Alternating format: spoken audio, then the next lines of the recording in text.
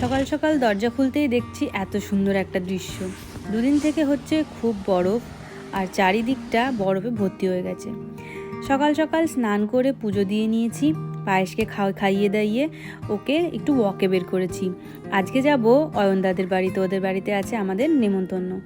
সেই জন্য এসেছি মিষ্টির দোকানে। কোন মিষ্টি নেব দেখে বুঝতে পারছি না, সব দেখে সবই নিতে ইচ্ছে করছে। মিষ্টি নিয়ে রওনা দিলাম আমরা। এই তো আমরা পৌঁছে গেছি ওদের বাড়িতে। আর খাওয়া দাওয়া আয়োজন দেখো, এলাহি কারবার করে রেখেছে দুজনে মিলে।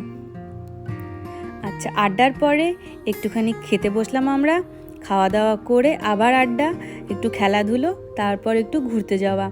ওদের ছাদে আসলাম ওদের পুল দেখতে, তারপর বেরালাম সামনেই একটা সেমেটেরি আছে সেটাকে দেখতে। আশেপাশে আর একটু ঘুরে, একটু বইয়ের দোকান ঘুরে তারপর বাড়ির পথে রওনা দিলাম। পুরো ব্লগটা এসে গেছে চ্যানেলে।